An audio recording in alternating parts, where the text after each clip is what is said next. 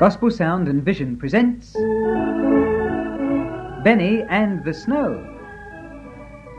Story by Bernard H. Norris, drawings by Jessie Weir, music by Brian Gartrey, titles by Len Gambling.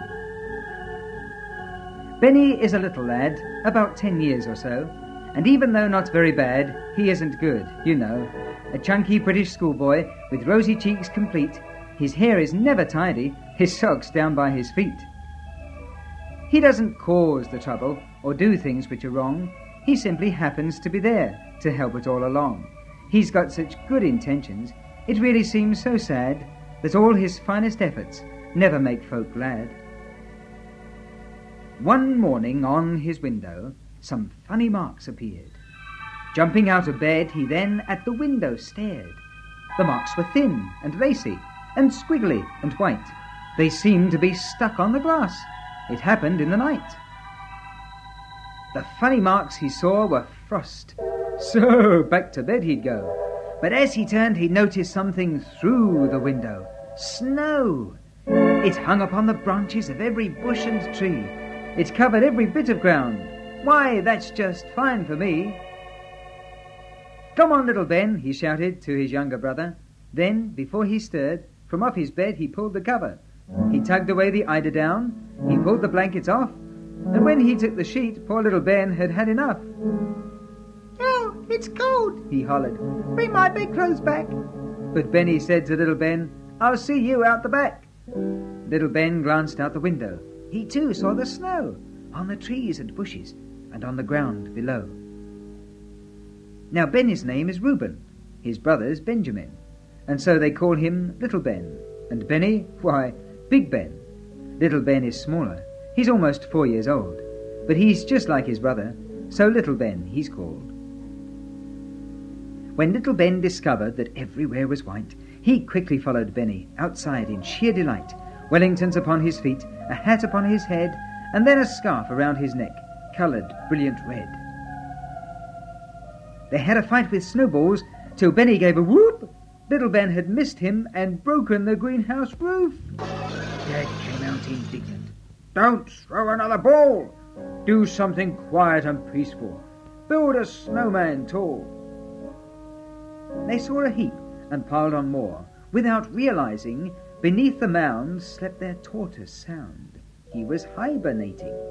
The mound rose tall and stately, the snowman taking shape, and with a hat and walking stick it really did look great. But underneath the snowman the heat was still increasing.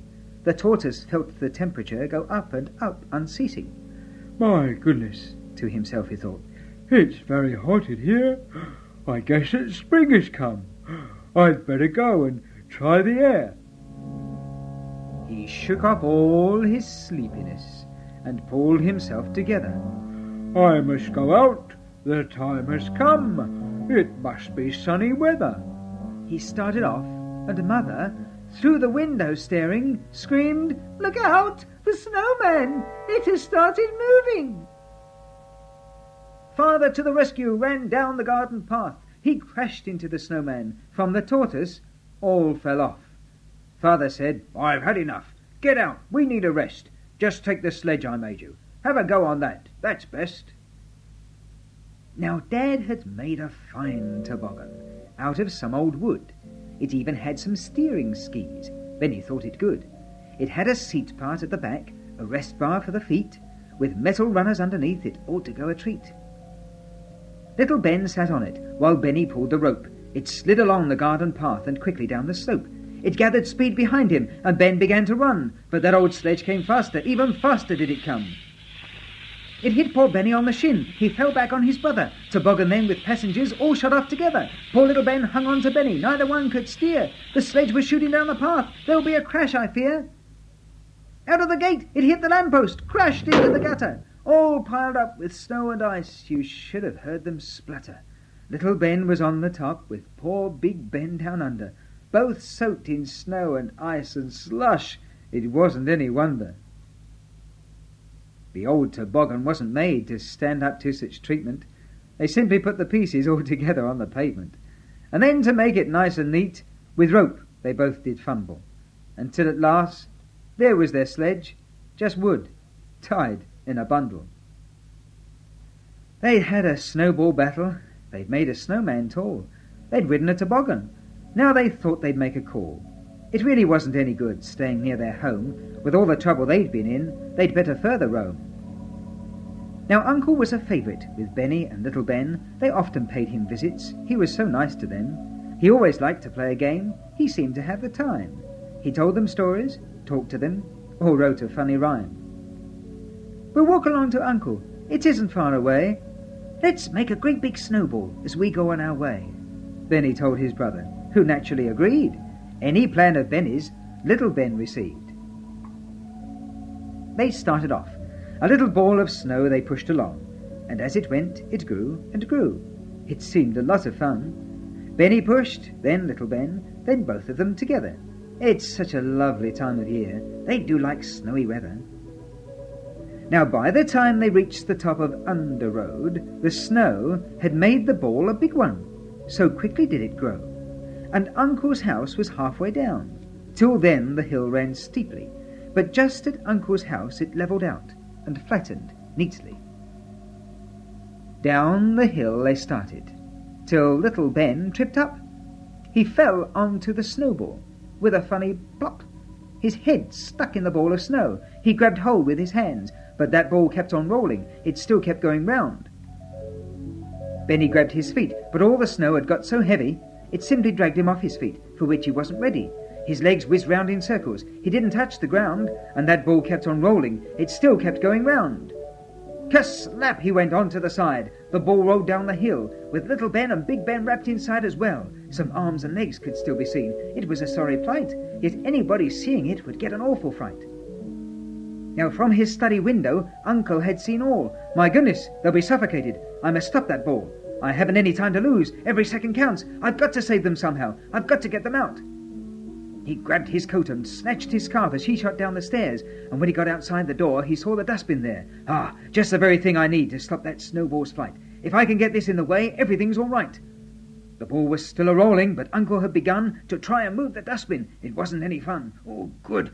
It isn't empty. It nearly weighs a ton. If I can only get it there to stop the snowball's run. The boys were coming faster. A blurry, snowy ball with just a haze of little Ben's red scarf, and that was all.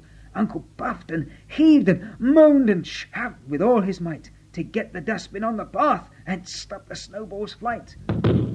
Wham! Crash! Wallop! Uncle was just in time. He just had got the dustbin there when the ball arrived. Uncle held the bin in place. The snowball burst wide open. Little Ben and Benny then appeared, with nothing broken. Little Ben brushed out his hat and shook his scarf with vigour, then stamped his feet and thumped his coat, and then he felt much better. Little Ben was laughing. What a lovely game! Let's go up the hill now and do it all again. Boo! Not jolly likely. Benny frowned at him. I'm soaked with snow and icicles. I can't stop shivering. My ears are full of water. My boots are full of snow. Once more up the hill. Ooh, I certainly won't go. Uncle laughed at such a sight, then hauled his dustbin up to his front door. Come on in, lads. Hot drinks in a cup. We need to get you dry again, so come into my room. And never mind your dripping clothes. We'll have them all dry soon. In just a moment they were sitting warming round a fire, holding cups of hot drink, while their clothes got drier. Steam rose up from curly heads, toes and fingers tingled, all the dangers now forgotten as the teaspoons jingled. At last the drinks were ended, and they had finished warming. Their clothes were dry, and as they dressed, Uncle gave a warning. Be careful on your homeward way, and don't take any risks. Beware of ponds and ice like glass, so don't make any slips. They set off home so happily. They meant to go with care, but all that snow looked wonderful, shining everywhere, and how could they resist the pond? Solid ice it seemed. To slide upon its surface was just what Benny dreamed. Leaving little Ben to stand watching from the side, Benny tried to see if it was strong enough to slide. Gingerly he stepped upon it, testing it with care. Then he tried the other foot, standing on it there. The ice seemed firm and solid. Not a quiver did it make. When Benny ran upon it, it surely wouldn't break. He went a little further. It seemed to be quite sound. He walked into the middle, and then he turned around. "Everything seems quite okay. Watch me have a slide," Benny called to little Ben, waiting on the side. "Come on," Ben called his brother. "Come and join me here." Little Ben ran on the ice without a trace of fear. Little Ben was so excited, but not used to ice. He didn't think of slipping. He only thought, "It's nice." But whoops, he slid, fell over, and skidded into Ben, knocking him off his balance, and he fell over then. The force of Benny falling caused the ice to crack. "Quick, get up, there's danger, to the bank, get back." Benny scrambled to his feet. The ice was cracking more. "Hurry, hurry, to the bank, quickly, to the shore." He shoved his brother in the back, who slid to the bank in safety. Then Benny shot across himself and managed to reach there safely. Phew, that was a narrow squeak. I thought we'd never make it. Who'd have thought that you would fall upon the ice and break it? A great big crack had split the ice across the pond in half. "Crumbs, that was a narrow squeak," said Ben, "and that's no laugh. A moment on there longer, and we'd have fallen under. Just to think that Uncle warned us. Phew, it's no wonder." He couldn't tell his uncle to the pond they'd not been near, for through the deep white snow their footprints showed up clear. They hurried home as quickly as their legs could carry them, so glad to be there safely, Benny and little Ben. At church that very Sunday, the preacher chose to speak about the snow and ice they'd had during the past week. He said that sin lies covered. So often we don't know, but it is there like danger spots, covered up with snow. Sin means all that isn't good, all that isn't nice. To live in sin is dangerous, like walking on thin ice. Benny sat up startled. Surely he can't know what we've been doing and gone to through the snow? The preacher just continued. "Sin's like a big snowball. It may start off quite tiny, but soon grows wide and tall. The more it rolls along, you see, the bigger it will get. And your sin's getting bigger. And it hasn't finished yet."